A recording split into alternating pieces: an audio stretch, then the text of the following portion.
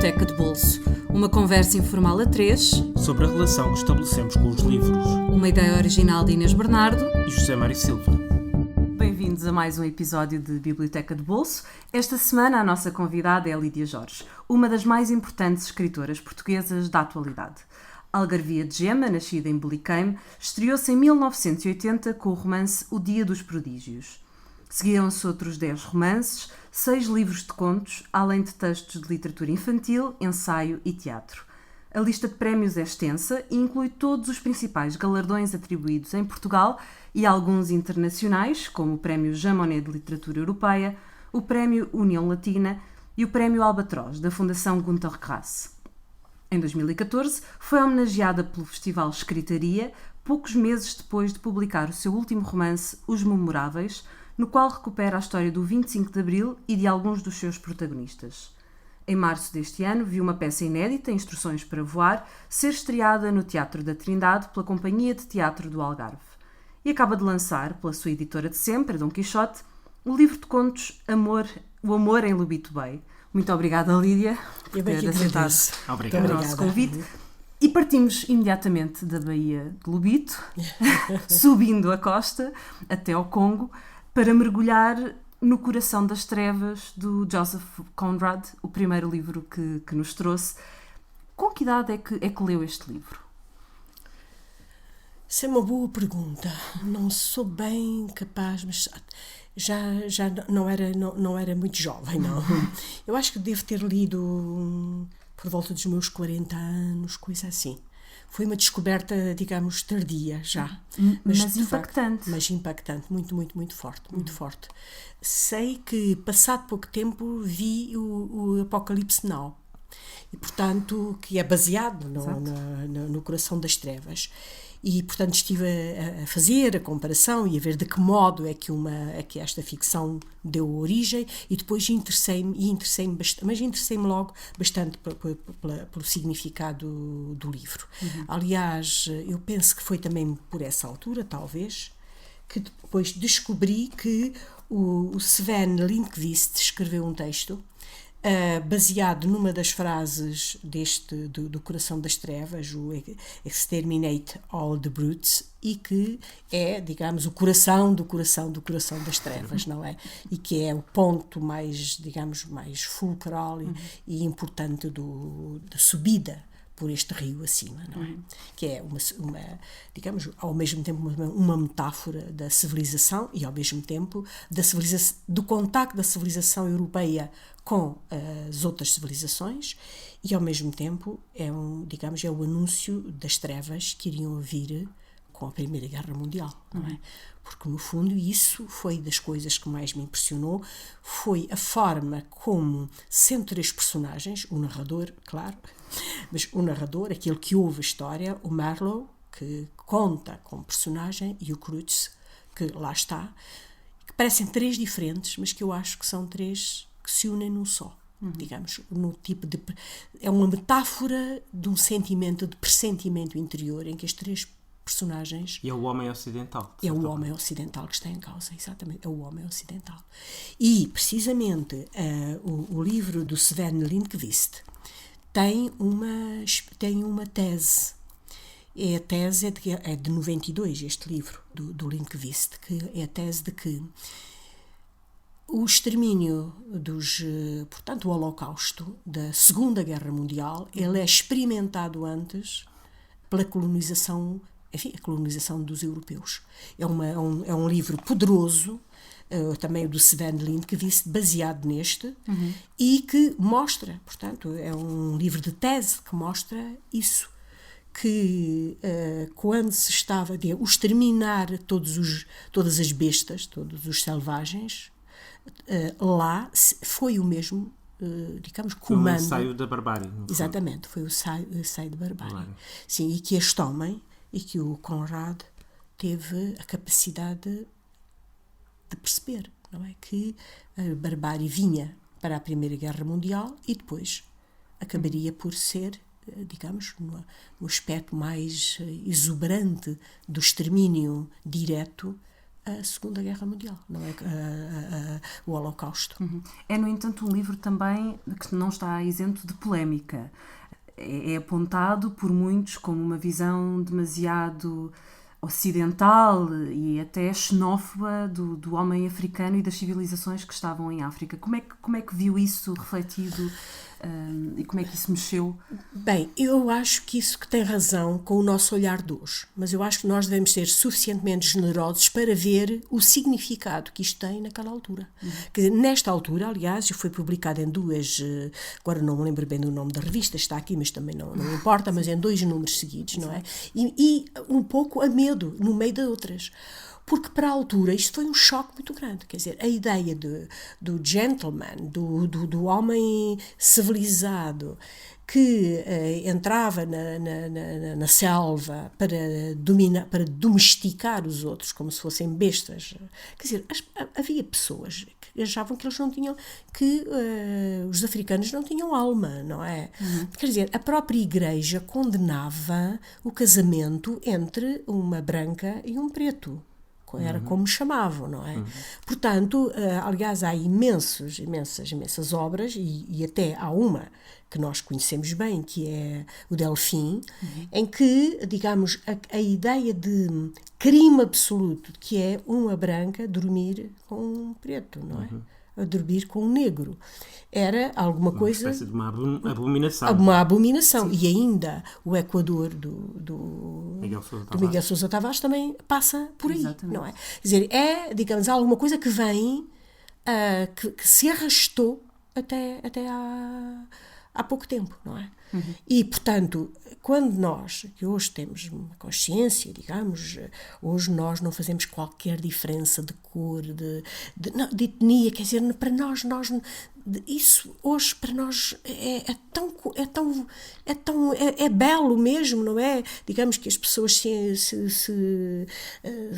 se encontrem umas com as outras, independentemente de tudo isso, que parece-nos estranho quando vamos ler O Coração das Trevas. Que é de 1899, não é assim tão antigo. Não, e foi pouco mais de um século. Pouco mais de um século, e só foi publicado em 1902, não é?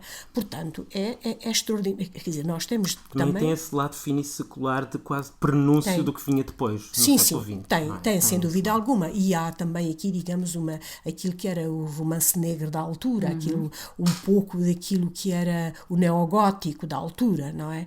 Que ainda hoje tem o seu charme, não é? Mas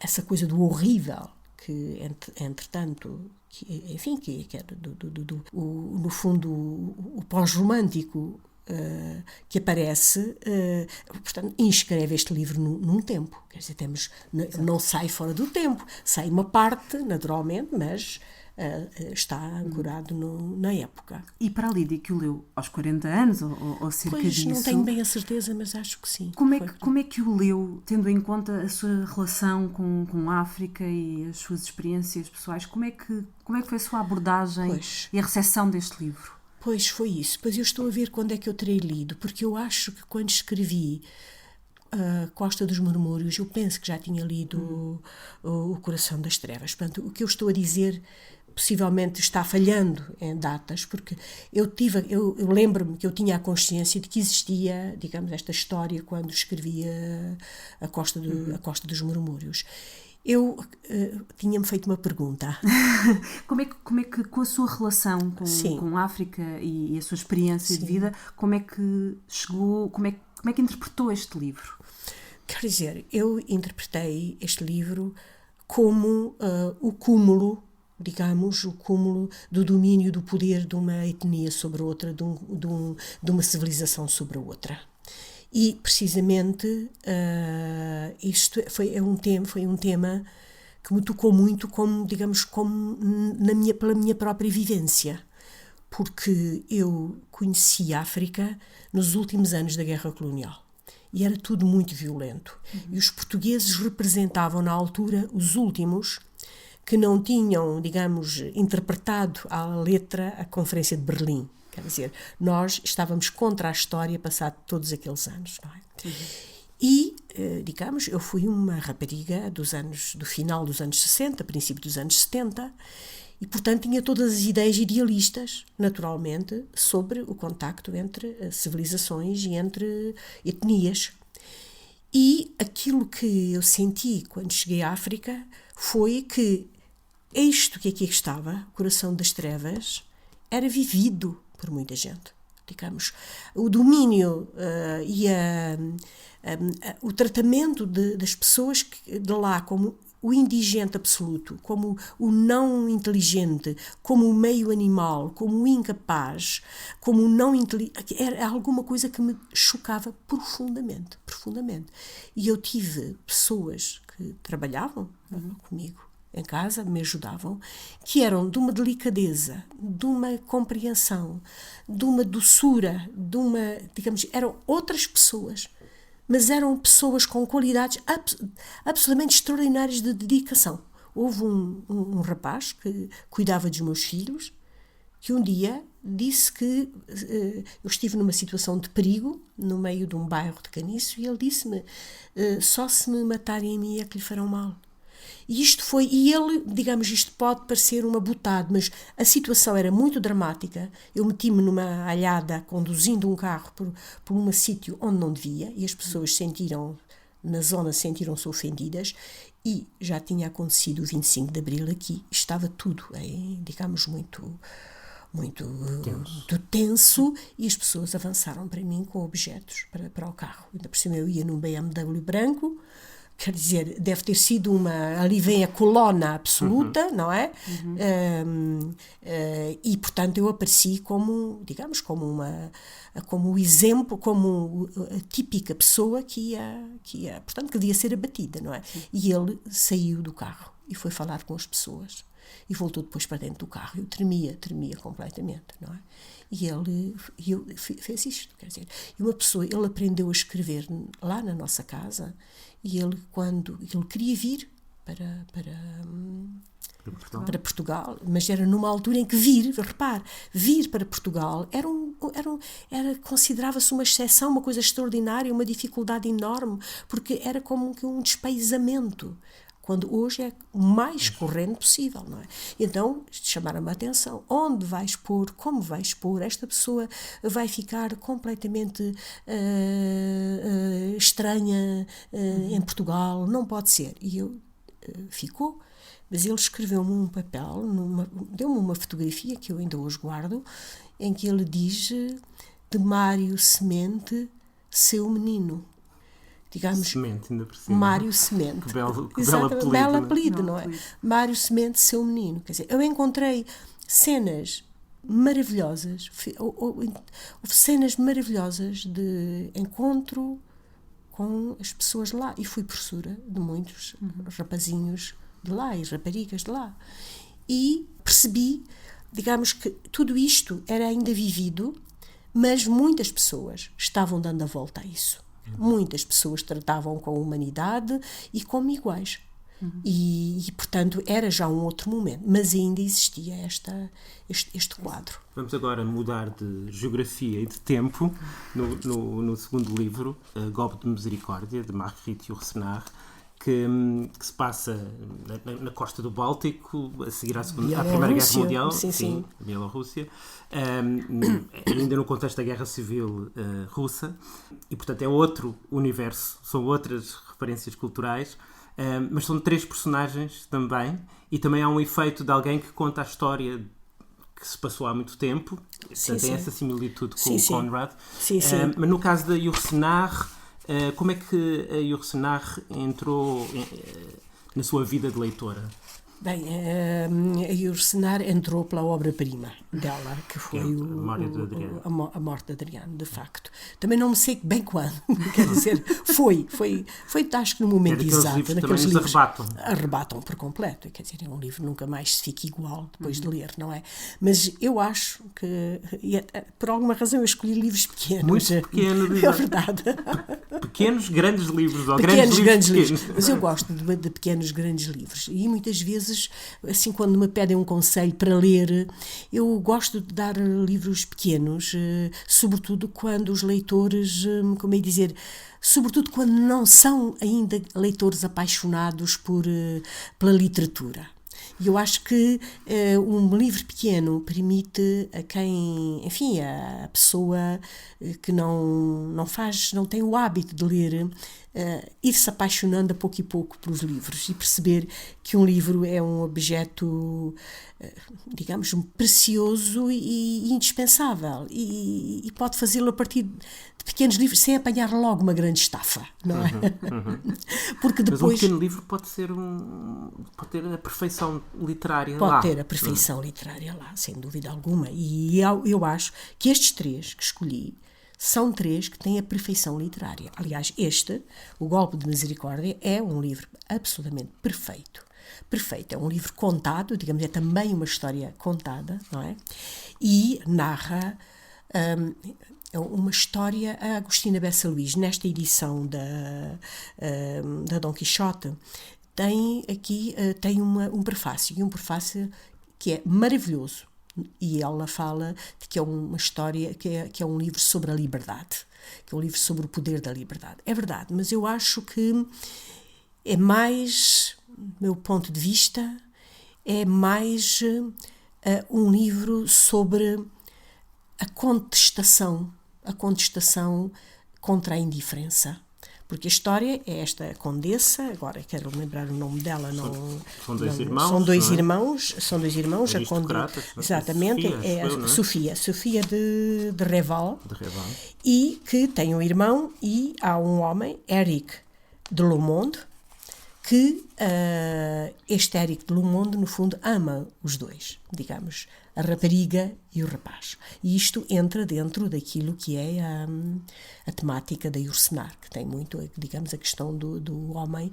Já no livro do Adriano é isso. O Adriano é isso, o homossexual e a capacidade, ao mesmo tempo, magnífica que o homossexual, segundo ela, tem, e ao mesmo tempo a perversidade também, capacidade de perversidade e capacidade poética. Digamos que ela condensa, na minha perspectiva, enfim, digamos, no homossexual, qualidades superlativas. E neste caso também.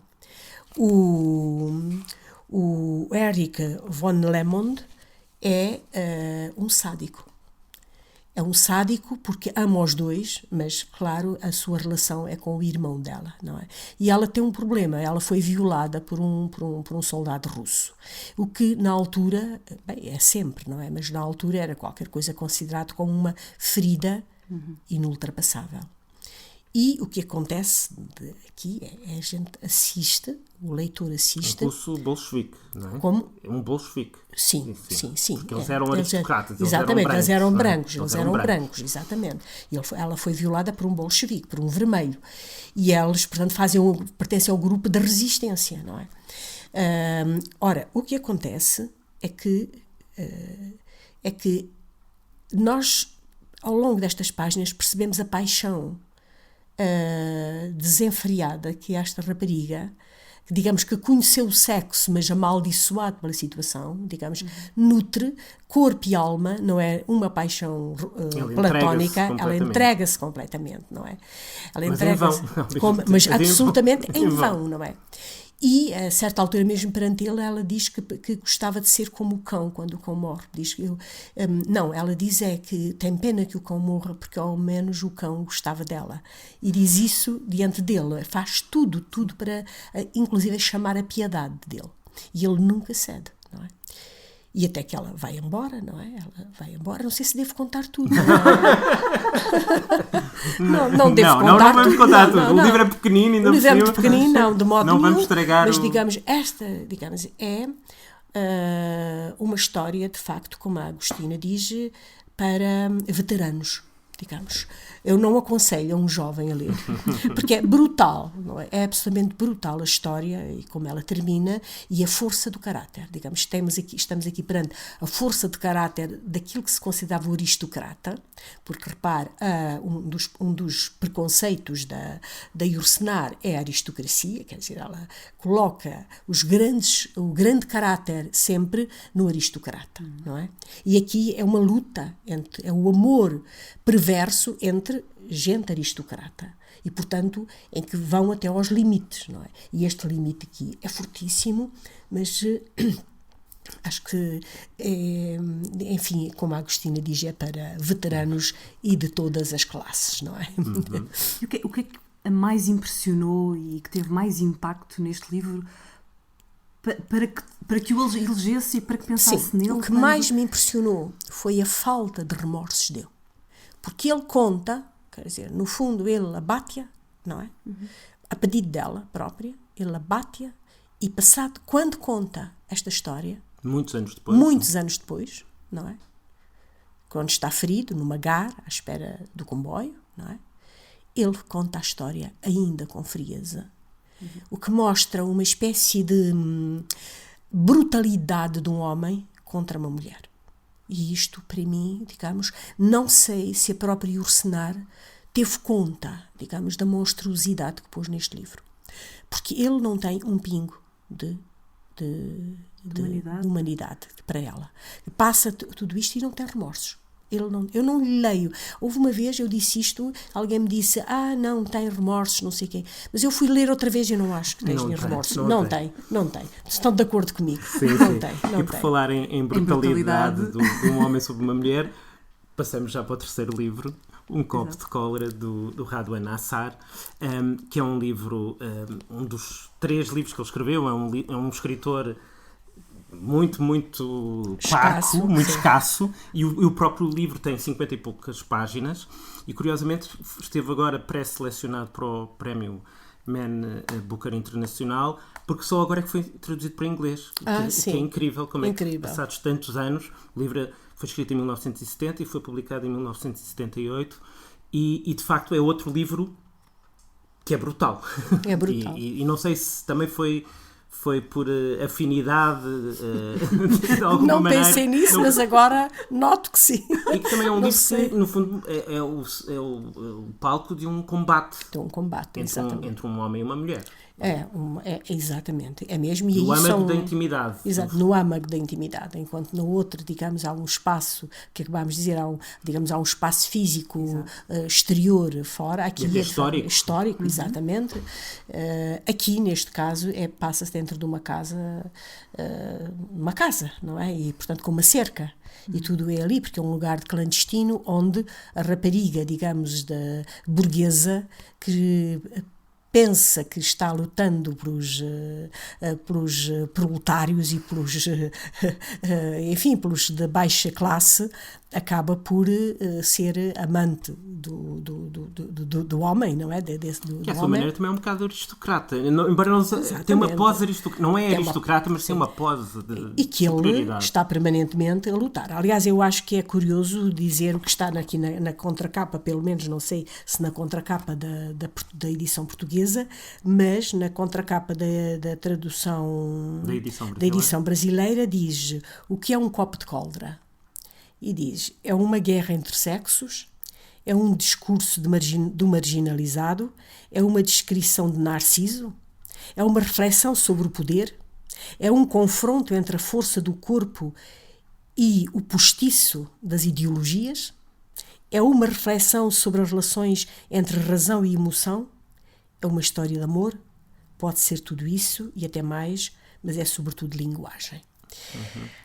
Não sei se é sobretudo linguagem. Eu acho que a linguagem veste esta raiva brutal de um homem que esmigalha, digamos, a mulher na sua sensualidade, sabendo que ela está presa a ele por nada a não ser pela sensualidade. Portanto, que ela chama amor, aquilo chama amor também, mas que é um jogo.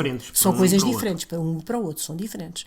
Mas, no fundo, é uma coisa brutal, é um jogo corpo a corpo, em que ele, digamos, excita até ao máximo, negando-se, e ela, digamos, entra no jogo percebendo perfeitamente que ele está a fazer esse jogo, e é um jogo de classe. Digamos, é um jogo de classe em que ele humilha porque ela gosta, digamos, da coisa bárbara. E então ele diz, é como se dissesse, eu tenho alguma coisa que tu precisas do ponto de vista sensual. Então eu vingo-me, porque tu tens o teu poder social e eu não tenho. Então eu aqui martirizo-te até ao fim, não é? Mas só que ela também tem uma espécie de sadomasoquismo. portanto ela gosta disso e ela não o larga, não é? E é absolutamente brutal os dois últimos capítulos, não é? Em que aí ela fala também, não é? Em que ele diz... Finalmente ganha voz, não é? Sim, finalmente ganha voz no fim, e ela, o penúltimo é ele a falar, e a última frase é... repetia a Dona Mariana no acalanto, só mudando o tom para passar à meia voz uma raspança no marido que não punha o mesmo empenho que ela, os dois tentando me erguer do chão como se erguessem um menino. Quer dizer, a expressão é que o criado e a criada, portanto os que faziam lá trabalho, erguem-no como um menino, mas ela, a mulher com quem ele, portanto, tem este tipo de relação, ela, pelo contrário, a parte final é: pois fui tomada de repente por uma virulenta vertigem de ternura, tão súbita e insuspeitada, que eu mal continha o ímpeto de me abrir inteira e prematura para receber de volta aquele enorme feto. Quer dizer, isto é terrível, não é? Absolutamente terrível. Mas é poderoso. Poderoso. E é isto que é a grande literatura. Portanto, aqui diz assim, sobretudo linguagem. Mentira. Não é sobretudo linguagem, é sobretudo literatura. Porque... Embora o trabalho da linguagem também seja extraordinário. Sim, isso é outra coisa. Quer dizer, também... Eu lembro-me logo no fim do primeiro capítulo, tenho a impressão, quando ele se refere aos seus próprios pés, que ela chamava 2 lírios brancos. 2 lírios brancos. Não, é lindíssimo. Quer dizer, é lindíssimo. E com... No meio da rudeza e do combate e da violência, há momentos de pura beleza. Sim, de pura beleza, mas repare, mas é que é mais forte do que isso. Porque na visão dele, porque ele aparece de uma forma matizada, que é, ele aparece como um ignorante, mas mediatizado por uma linguagem sábia. Quer dizer, ele nunca é verdadeiramente o ignorante, porque o ignorante não fala assim, não é? Sim. Portanto, ele é tocado por exemplo, nesse caso, pelos 2 lírios brancos, mas ao mesmo tempo ele despreza o facto de ela achar que eram 2 lírios brancos. Quer dizer, a riqueza é essa. Ele despreza a poesia que ela vê nele. Exatamente. Ele despreza essa visão, portanto, que ele considera, no fundo, que se depreende, que ele considera de classe. Não é? E, portanto, há aqui um jogo, é como uma cebola perfeita, não é? Quer dizer, temos de ir retirando capas e capas e nunca tem o pé interior, nunca tem o coração interior. É uma coisa estupenda. Mas perante um livro destes, é um livro que a atraiu por isto tudo de que temos estado a falar, mas não é um livro, é um livro que a confronta, que a provoca, que a desagrada, que a agride, isto tudo, como é que é um livro que me agride, mas que me diz, e é um livro, como é dizer, acho que compreenda isto bem, porque vive nesta matéria, é um livro que não pertence à minha raça de pensamento. E, portanto, eu olho como um objeto estranho, mas é um objeto que eu admiro imenso. Portanto, acho que há aqui um poder encantatório por alguém que é capaz de fazer isto, não é? Agora, não é o meu universo. Ele agride-me, digamos, a forma como a mulher vê o homem, como o homem vê a mulher, como o relacionamento deles, tudo para mim é repulsivo. Digamos, a minha mensagem é absolutamente oposta a esta. Digamos, aqui o Radwan Nassar pretende, digamos, põe a poética dele, e está correto, quer dizer, não há correção nem incorreção, é assim mesmo. Ele procura pôr em visível as escamas do réptil, não é?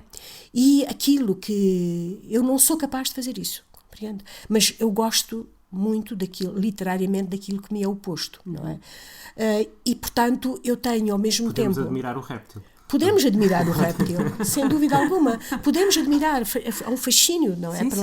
Sim, mas não o quero no meu peito. Sim, exatamente. Pronto, não o quero na minha pele. Não o quero na minha pele. Não quero a passar por cima de mim, não é? Não quero a sua proximidade, não é? E, portanto, é isso que eu digo. É que eu admiro isto, de facto, como uma serpente, não é? É um livro serpente, luminoso, tem aqui tudo o que é perfeito, é um animal perfeito, literariamente falando, mas não é da minha família, não é da minha raça humana.